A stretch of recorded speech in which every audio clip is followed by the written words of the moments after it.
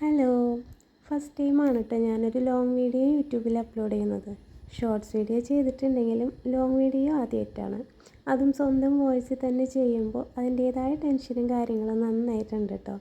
ആ ഒരു കുറവ് എന്തായാലും ഈ വീഡിയോയിലുണ്ടാവും. എൻ്റെ ചാനൽ ആദ്യമായിട്ട് കാണുന്നവരാണെങ്കിൽ ഒന്ന് സബ്സ്ക്രൈബ് ചെയ്ത് സപ്പോർട്ട് ചെയ്യണം കേട്ടോ. അപ്പോൾ തംബ്നെയിൽ കണ്ട പോലെ തന്നെ ഒരു വാനില സ്പഞ്ചിൻ്റെ റെസിപ്പി വീഡിയോ ആണ് കേട്ടോ. അപ്പോൾ നമുക്ക് വീഡിയോയിലോട്ട് പോയാലോ. അതിനായിട്ട് നമുക്കൊരു 250 ml കപ്പിൽ 1 കപ്പ് മൈദയും അതിലേക്ക് 1 ടീസ്പൂൺ ബേക്കിംഗ് പൗഡറും 1 നുള്ളു ബേക്കിംഗ് സോഡയും ചേർത്ത് നന്നായിട്ട് അരിച്ചെടുക്കാം കേട്ടോ. ഒരു 2-3 പ്രാവശ്യം അരിച്ചെടുക്കാം. ഞാൻ വീഡിയോ ലോങ് ആവണ്ടെന്ന് വിചാരിച്ചിട്ടാണ് കേട്ടോ ഒരു പ്രാവശ്യം ചെയ്യുന്നത് കാണിച്ചത്. ഇനി നമുക്ക് വേണ്ടത് പൊടിച്ച പഞ്ചസാരയാണ് കേട്ടോ. മൈദ എടുത്ത അതേ സെയിം കപ്പിൽ തന്നെ 1 കപ്പ് പഞ്ചസാര എടുക്കാം. പൊടിക്കാത്ത പഞ്ചസാരയാണെങ്കിൽ ഒരു 1/2 കപ്പ് എടുത്താൽ മതി കേട്ടോ. ഇനി ഒരു ക്ലീൻ ആയിട്ടുള്ള ബൗളിലേക്ക് 3 എഗ്ഗ് പൊട്ടിച്ചൊഴിച്ച് കൊടുക്കാം. 1 ടീസ്പൂൺ വാനില എസൻസും 1 നുള്ളു ഉപ്പും ചേർത്ത് നന്നായിട്ട് ബീറ്റ് ചെയ്യാം. ബീറ്റ് ചെയ്യുമ്പോൾ പൊടിച്ച പഞ്ചസാര കുറേശ്ശെ ചേർത്ത് കൊടുത്തിട്ട് വേണം കേട്ടോ ബീറ്റ് ചെയ്യാനായിട്ട്. ബീറ്റ് ചെയ്യുമ്പോൾ ഫസ്റ്റ് സ്പീഡിലിട്ട് ബീറ്റ് ചെയ്യാൻ ശ്രമിക്കുക കേട്ടോ. ഒരൊറ്റയടിക്ക് ഫുൾ സ്പീഡിലിട്ട് ബീറ്റ് ചെയ്യരുത്. പതിയെ സ്പീഡ് കൂട്ടി കൊടുത്താൽ മതി കേട്ടോ.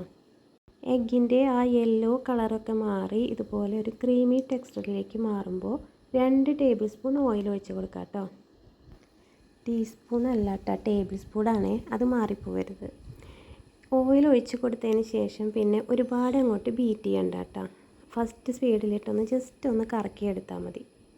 ഇനി നമുക്ക് ബീറ്ററിൻ്റെ ആവശ്യമില്ല കേട്ടോ, അതും നമുക്ക് മാറ്റി വയ്ക്കാം. ഇനി ഇതിലേക്ക് ഡ്രൈ ഇൻഗ്രീഡിയൻസ് കുറേശ്ശെയായിട്ട് ഇട്ട് കൊടുക്കാം. ഇതിലേക്ക് ഒരു 1/4 കപ്പ് മിൽക്കും കൂടി ഒഴിച്ച് കൊടുത്തതിന് ശേഷം മിക്സ് ചെയ്യാം കേട്ടോ.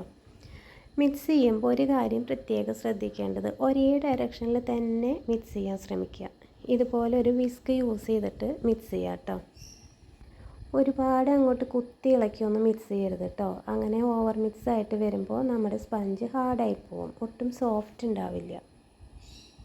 ഇനി നമുക്ക് ബേക്ക് ചെയ്യുന്ന പാത്രത്തിലേക്ക് ഈ ബാറ്ററൊക്കെ ഒന്ന് ഒഴിച്ച് കൊടുക്കാം. ഞാനിപ്പോൾ ഇവിടെ ഒരു 7 ഇഞ്ചിൻ്റെ ടിന്നാണ് കേട്ടോ യൂസ് ചെയ്തേക്കുന്നത്. ഇതിലേക്ക് ഈ ബാറ്റർ ഫുള്ളും ഒഴിച്ച് കൊടുത്തതിന് ശേഷം നമുക്ക് ബേക്ക് ചെയ്യാൻ വയ്ക്കാം കേട്ടോ. ഞാൻ ഓവനിലല്ല കേട്ടോ, ഗ്യാസ് സ്റ്റോപ്പിലാണ് ബേക്ക് ചെയ്യുന്നത്. ഇതുപോലെ ഒരു അലുമിനിയം പാത്രത്തിലാണ് കേട്ടോ. അതിലേക്ക് ഒരു റിങ് ഇറക്കി വെച്ച് കൊടുത്തതിന് ശേഷം അതിൻ്റെ മേലെയാണ് കേട്ടോ കേക്ക് ടിന്ന് വെക്കുന്നത്. ഇനി നന്നായിട്ട് അടച്ച് വെച്ച് ഒരു 25 to 30 മിനിറ്റ്സ് വരെ നമുക്ക് ബേക്ക് ചെയ്യാം കേട്ടോ. അപ്പോഴേക്കും നമ്മുടെ കേക്ക് ഇവിടെ നന്നായിട്ട് ബേക്ക് ചെയ്ത് കിട്ടിയിട്ടുണ്ട്. ഇതുപോലെ ഒരു സ്ക്യൂർ വെച്ച് കുത്തി കൊടുക്കുമ്പോൾ അറിയാം കേട്ടോ, അതൊന്നും ഒട്ടിപ്പിടിക്കുന്നില്ലെങ്കിൽ കേക്ക് നന്നായിട്ട് ബേക്കായിട്ടുണ്ട്. കണ്ടില്ലേ, നല്ല സോഫ്റ്റ് ആയിട്ടുള്ള സ്പഞ്ചാണ് കേട്ടോ കിട്ടിക്കുന്നത്.